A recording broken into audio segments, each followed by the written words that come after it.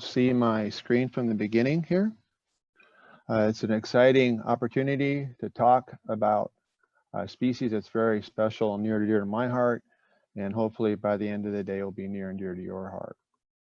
So I always want to begin these talks with first the backbone of our wildlife department, which is our volunteer program. This particular is the Amphibian Ambassadors. More than 16,000 people have participated in this project over the last 2 decades and over 100,000 hours of volunteer service. Also, our great work hinges on partnerships with other groups. And as you can see here, I'm not going to take the time to go through this, but there are 6 different institutions that have played a key role in the innovative work I'm going to share with you today as far as funding and support. So what are the key messages I want to get across today? My hope is to share with you the importance and the physical descriptions of what a California red-legged frog looks like, some of its conservation status. And then I want to talk a little bit about some of our local research and regional research on this animal. Talk briefly about the survey techniques and statistics. I don't want to bore you with the details on that, but spend more time talking about the conclusions and next steps for our efforts. So basically, we have a beautiful frog here. I hope you can see this frog. It's one of our largest, it's our largest native frog. It's relatively brown. It has, I hope you can see my pointer by the frog's eye. And we have this beautiful dorsolateral line that runs down the animal's back. It's particularly known for its color, named for its ventral surface, its belly, which has reddish legs, going to run all the way up into the stomach area. Any questions on physical description of the frog?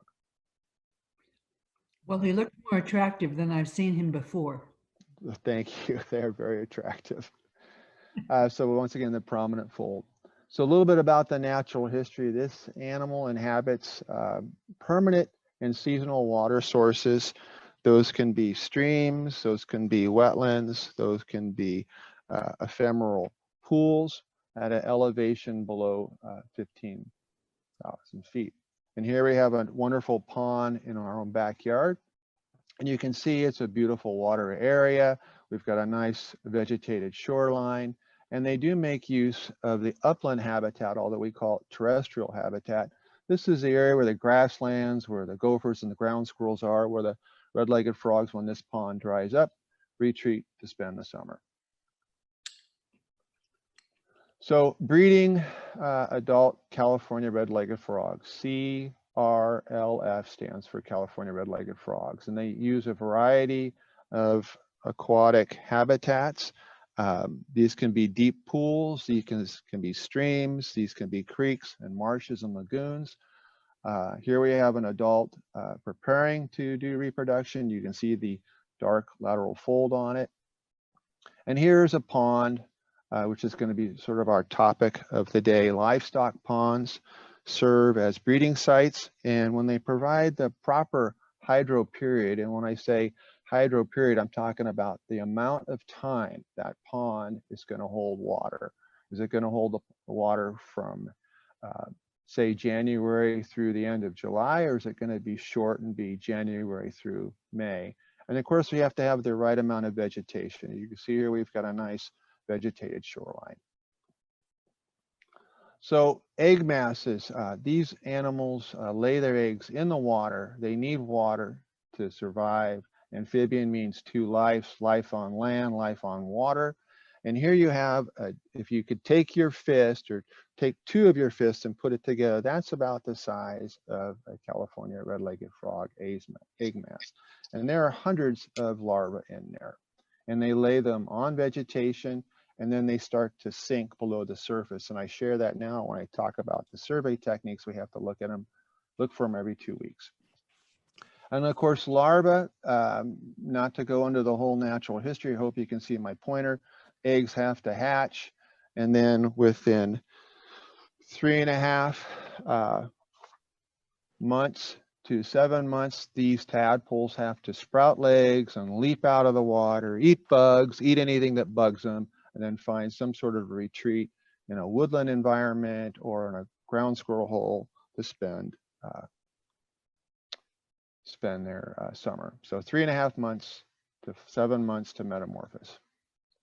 So what's the status of this frog? This is our largest native frog in California, once abundant throughout much of the state.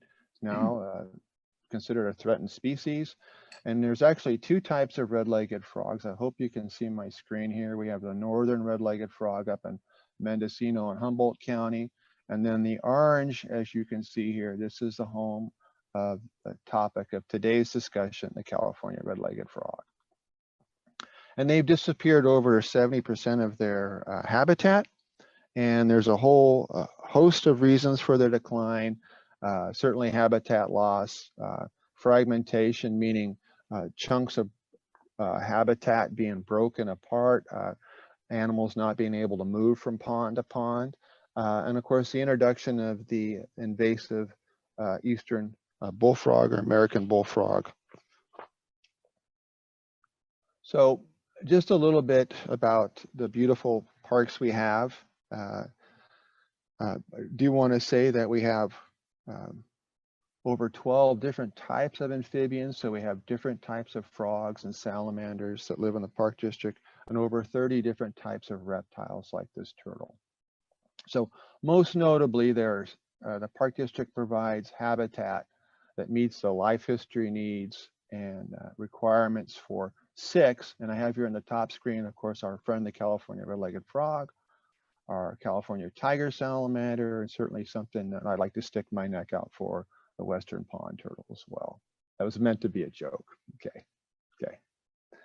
All right, so just briefly on our local research, if we want to know about the distribution of tiger salamanders, red-legged frogs, or foothill yellow-legged frogs, we'd go to one of our documents put together by Steve Bobzine and Jody Donato, and we're building on that work when we're talking about pond restoration.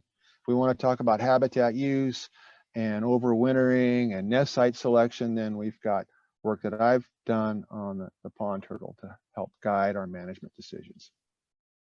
So what are other folks doing looking at California red-legged frogs? Well, presentation a little more than a year and a half ago by East Bay Municipal Utility District talked about their pond restoration efforts, and they showed that a majority of their restoration sites, greater than 60% of those ponds that were restored, either maintained red-legged frogs. And then I'm not going to go into the modeling that Mid-Peninsula did, but simply to say they were looking at long-term trends and showed a slight increase and recovery of red-legged frogs following the drought. So we've got 2 neighboring agencies seeing what they're doing and help to guide our work. So now I want to talk a little bit about Guerin Park, but I'm going to need to get a sip of coffee here. So Guerin Park, particularly the Newt Pond Wildlife Area, located in Hayward, is the location for this study. It's situated in a grassland environment. I hope you can see my pointer, and of course the pond here. And then we've got oak woodlands and bay trees and a nice riparian habitat. And it's important, it was named for the over 1,600 California newts that would migrate to this pond in a study during in 1969.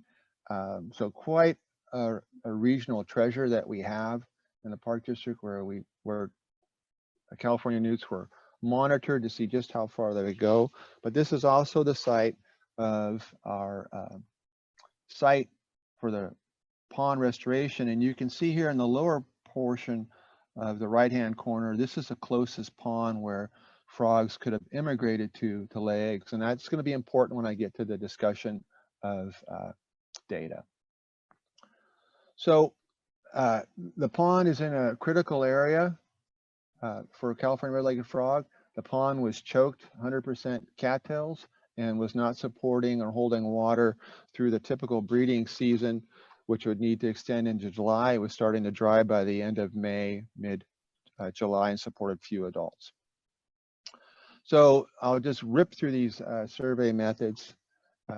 We looked at all life history stages from 2008 to 2020. So this is kind of neat when you have 12 years of data to go through to look at protocol level studies using a variety of dip nets, catching frogs, and such. And we did daytime surveys to look for egg masses. All right, so all life histories were looked at. Particularly, we were looking for larvae, and those were the tadpoles that I showed you earlier. And we did 10 samples, 1.5 meters, which is 5 feet, to keep it consistent between locations. And the paper that was provided goes into greater detail on that, and I'll just leave that for your reading pleasure. What I do want to mention is some of the recovery criteria and why the park district is moving in this direction. We want to provide suitable habitat for the management in the core areas. And we want to look at populations over a 15-year period. And I want to skip down to number 4. We want to look at where we can reestablish California red-legged frog populations within their historic range, and then create a way where red-legged frogs can recolonize. There's connections, places for them to move. If you think back to that one picture I showed you where the closest pond was. Okay, so permitting is quite lengthy these days. It also requires a lot of skilled, and this is where our colleagues in roads and trails come into play. We actually use our own crews to do this pond restoration. They're people I can trust. I can say, do this, and it happens. And there's good communication back and forth. But I also wanted to share with you, there's a lot of permits that goes into this kind of work. Fish and wildlife permits, Department of Fish and Game permits, water quality permits. There's over 8 different types of permits just to do this type of work. It takes like 1.5 years, sometimes 2 years, just to go through the process of getting all the permits lined up to do this work. So it's challenging and it's expensive. So heavy equipment, we did the work in September of 2017. We removed over 260 cubic yards of material. Think about our 5-yard dump trucks, and we pulled out sediment and cattail using a long reach excavator that you can see in the lower left-hand side of your screen, a loader that would carry the material up to a dump truck, and then it would be dumped to spoils. And the whole goal here was to increase the depth and time that the pond was going to hold water. We wanted to make that pond hold between 3 and 5 feet of water from April through the end of May into June, with the hopes by July 1 that pond would start to dry up and the larvae would leave. Also, we removed over 80% of the vegetation. What I didn't say here is that the vegetation, too much vegetation, doesn't create the right conditions for water warmth and water depth for larva frogs to develop and hatch out. How am I doing for time here? I can't tell. 53.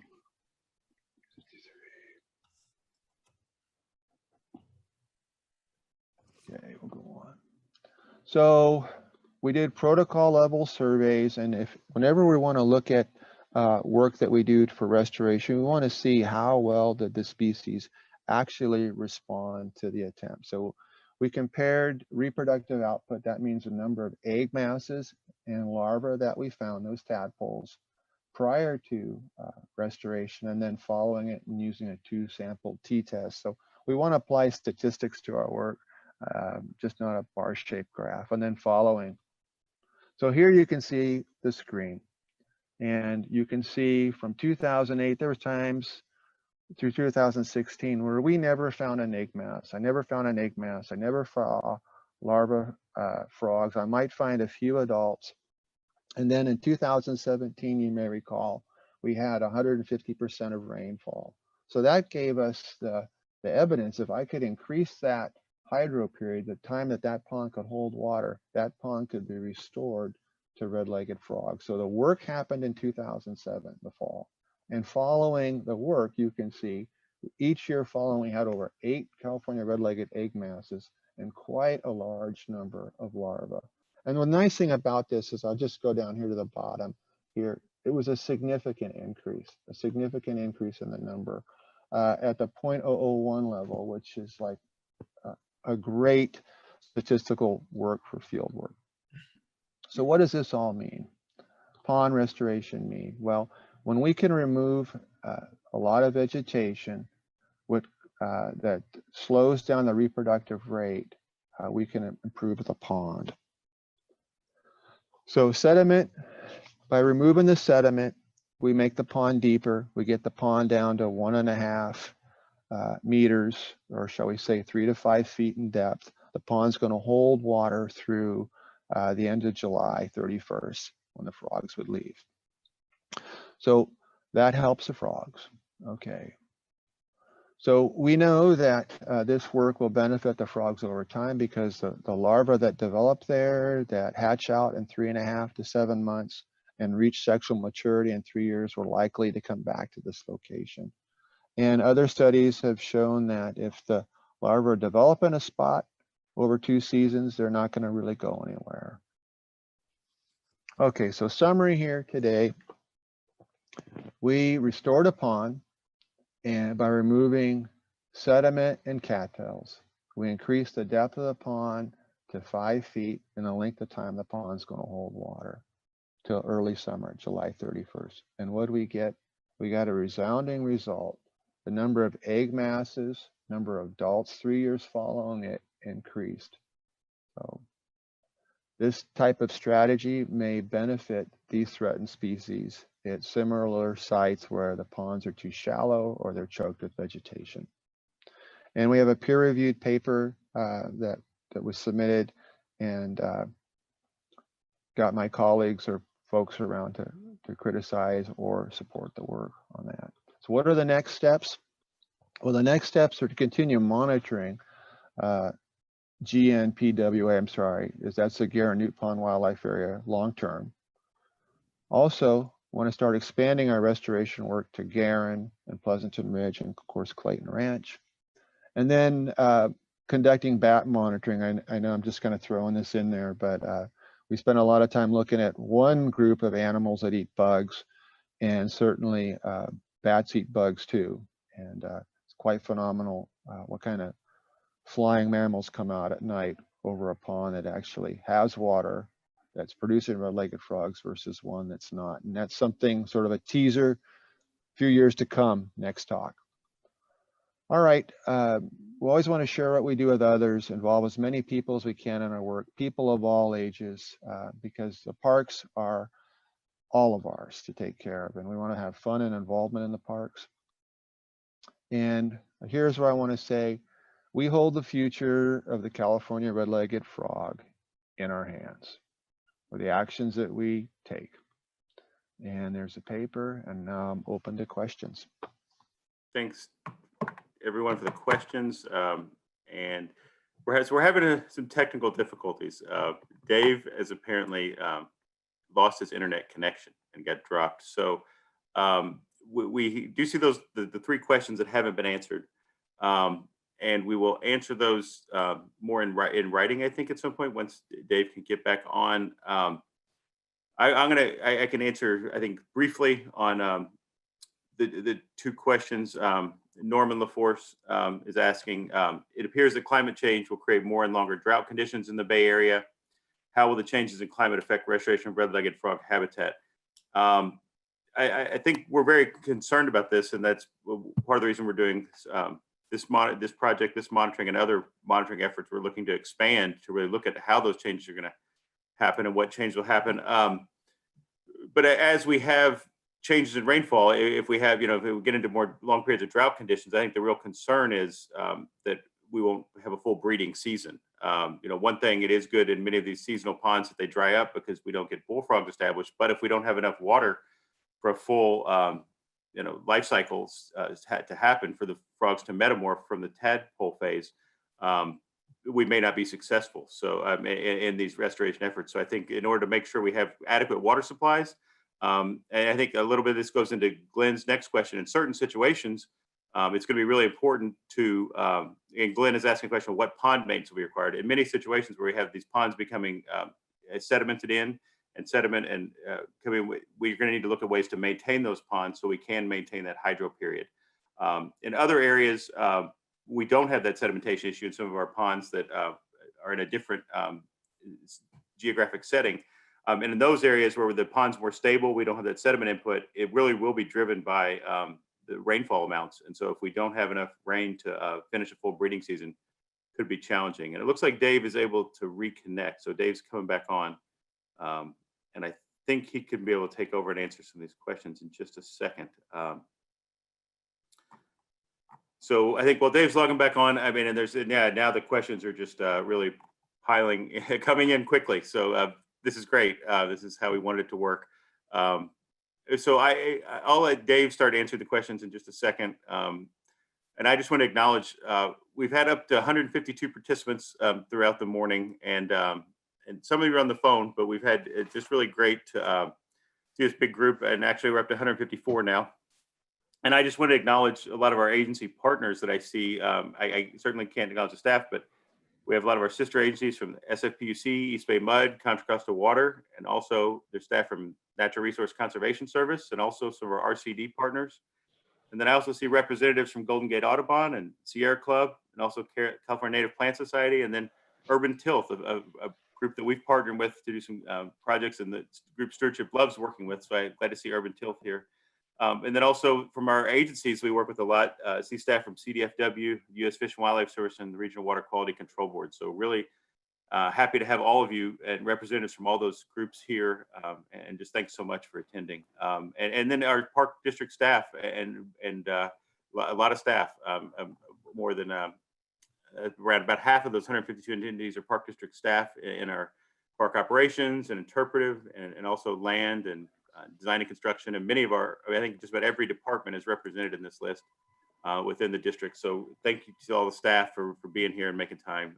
So really appreciate all your engagement. So Dave, are you back in live? I'm back. Great. I tried to answer the first two questions a little bit as you're getting back on. And I think you could maybe touch on those briefly and then work your way down the list. Okay. I can't see the list of questions. Okay, so I'll just read them to you then. So it appears that the first one's, it appears that climate change will create more and longer drought conditions in the Bay Area. How will the changes in the climate affect restoration of the red-legged frog habitat?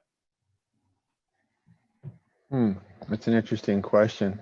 I think we're adaptive management on that. We'll have to see how that plays out and how our monitoring effort goes over time as far as how climate change is going to affect amphibians. I mean, as we look at the literature, and it doesn't paint a very rosy picture for amphibians or aquatic dependent reptiles. And, you know, we've been looking at these populations for me almost 3 decades now, or over 3 decades. So